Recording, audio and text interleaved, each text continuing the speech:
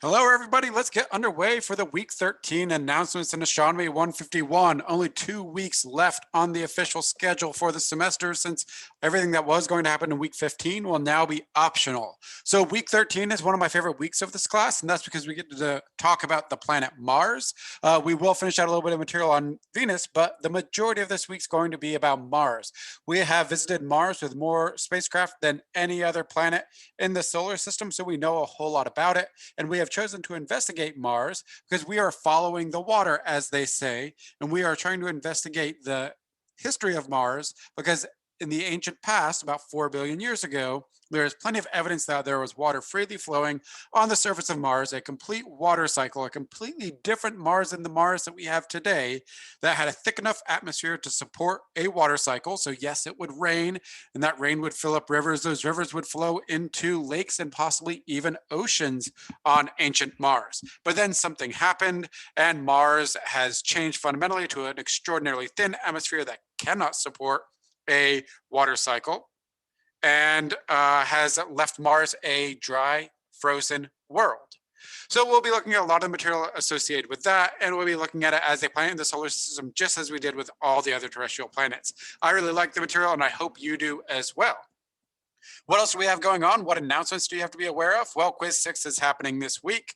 Many of you are already having that underway. You have your first attempt today, and you have your second attempt on Thursday. And I will be releasing my feedback to you tomorrow, the 13th of April, Tuesday, the 13th of April. So you can go ahead and read what the most misconcepts were, start using that extra information, what your own results were on the quiz, and knowing what the quiz questions were to help you prepare for the second attempt. This is the last quiz for the semester, which I'm sure will excite a lot of you because that means that there's no more Astronomy 151 quizzes, which means that I will be able to put together your quiz average after this week. I might get this done on Friday. It'll definitely be done by early next week. I will post your quiz 6th grade, and then I will calculate your quiz average according to what I have on the syllabus. So see the syllabus or Canvas, see the quiz policy for details. But in short, we've had 6 quizzes. Each one's worth a total of 12 earnable points, which gives a total of 72 points that you could have earned on the quizzes over the semester. Getting 66 of those points earns you a 100% quiz average. So you had a little bit of leeway. You could have basically missed one question per quiz, and it wouldn't have affected your grade on the quiz average. If you scored more than a total of 66 points, then not only will you get that 100, but I'll add 1.67% extra credit to your quiz average for every point above 66, giving you a total achievable quiz average of up to 110%. And yes, it is calculated out of 66. So if you end up with 60 points, your quiz average would be 60 divided by 66 times 100. And I might as well go ahead and calculate that out. If I'm going to do an example, you should always do it properly. So 60 divided by 66 times 100 would be a 90.91 quiz average. All right. And that leads to the other big announcement, which are final during the semester exam. Exam number 3 is happening next week. That's week 14. It's going to be our last official week of Astronomy 151 course content. And what is exam 3 going to cover? Well, it covers the very, very, very last little bit, just topic 5 of unit 2, part 1, protoplanet to planet changes. That sort of sets the stage for our understanding of the internal structure and the evolution of the planet. So it belongs here on exam 3. Then we have unit 2, part 2 about the Earth, unit 2, part 3 about the moon, so our home system. And then we have Unit 3, Part 1, the terrestrial planets. So that's going to be Mercury, Venus, and Mars, the inner part of the solar system. The must-knows are available to you on Canvas. Start going through those. And I've also created homework number 9. So that's sort of an interactive must-knows for this material. Or at least the terrestrial planets part of it. So I really encourage you to knock that out, at least, or use one attempt before exam number 3. It will help you prepare for the exam. And that's what this slide right here is saying. It really is. I spent a little bit of extra effort when I designed this homework to make it a extra little bit to help you prepare for the exam.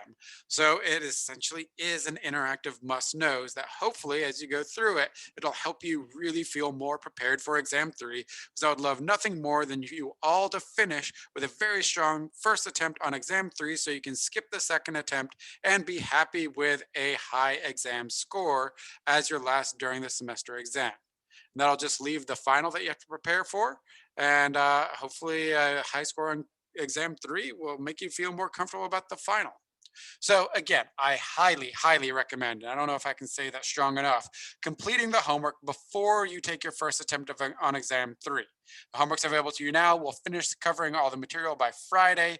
You can watch all the videos and go through the content on your own well before Friday. So you have a lot of opportunity to complete the homework ahead of exam number 3. I just wanted to keep the Wednesday due date as it has been all semester long. I don't like giving you surprises, but this does mean that the choice is yours to do the homework before the exam. Hopefully you'll do so, or at least you'll do one of the attempts, and maybe you'll come back after you take the exam and go ahead and boost your homework 9 score. That is the last homework we have for the semester. So there won't be any homework over the Jovian planets, over Jupiter and Saturn. I figured we've had enough this semester, so why cram more homework at the very end? We also have extra credit opportunities, which maybe now that we're at the end of the semester, you're really starting to think, man, I got to get this extra credit. I could really use a boost to my grade.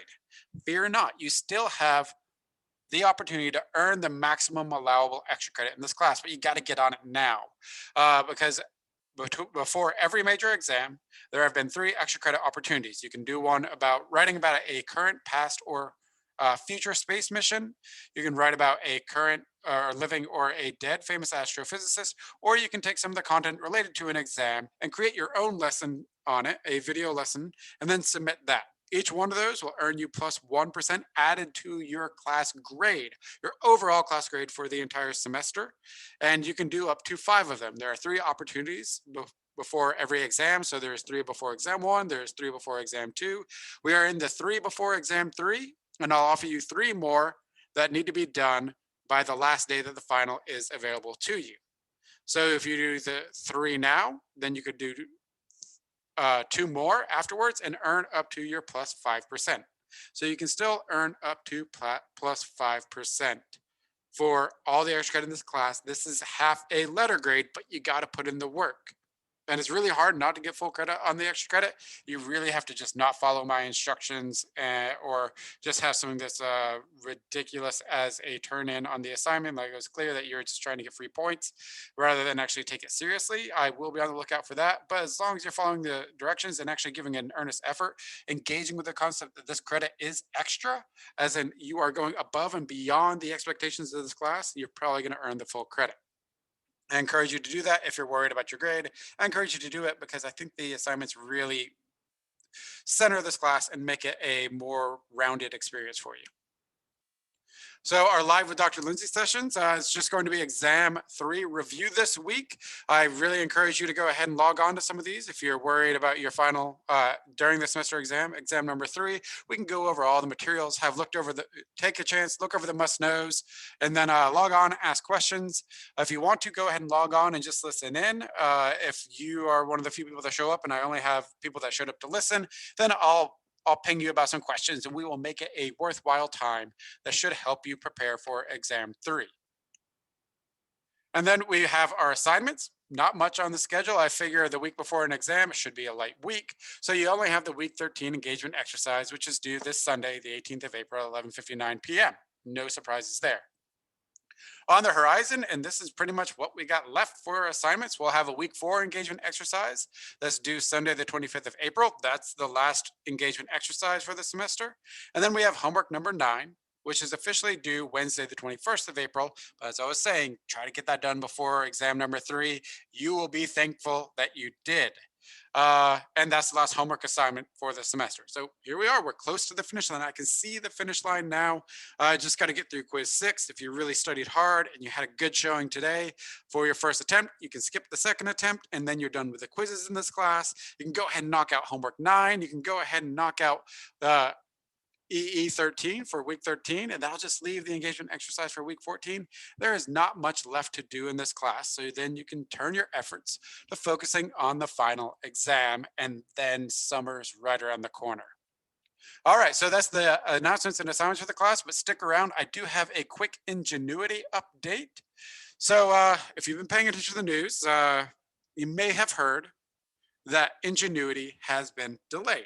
It's a little bit concerning, but I am still very, very hopeful.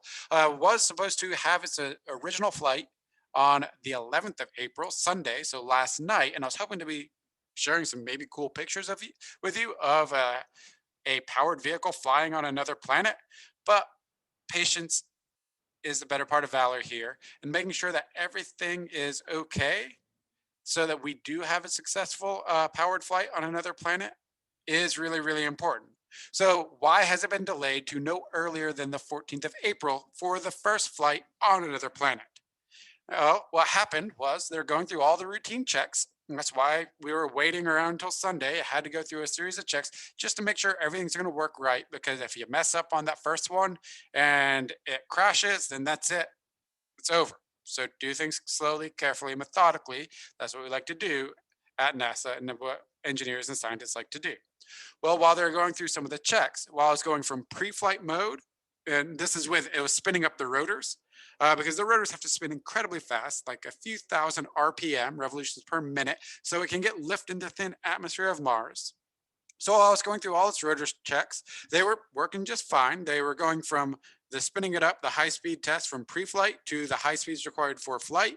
And somewhere in the automatic sequence of checks that it's doing, from going from pre flight to switching to flight mode, this system that sort of watches and makes sure that everything is okay, that there are absolutely no errors, that everything is looking like it's not going to break and everything will work perfectly, this watchdog system, as they call it, well, that watchdog system had a error that popped up, and it was a timer expiration error, which means that something wasn't quite working right in the system. The watchdog said, "Hey, if you switch over to flight mode right now, there might be a problem." There could have been that there wasn't a problem; it's just a glitch in the system. But either way, that was enough to stop the testing. So now they're trying to investigate and figure out exactly why that watchdog error popped up, correct it, and then have a flight later this week. So we might have to wait until next week for me to show you pictures of another vehicle flying on a different planet that's not Earth. But for now, enjoy this lovely image of Ingenuity on the surface where it's going to take off from. And you can see the rover tracks there and all these sort of cool Martian rocks that are on the surface. And yes, that is what the surface of another planet looks like. Strangely familiar, yet incredibly alien. All right, so thank you for tuning in. Hope you enjoy the videos this week about this amazing planet Mars. And if you have any questions, be sure to post them on Canvas, email me, or put them on the group me or Discord. And I will see you in the next video.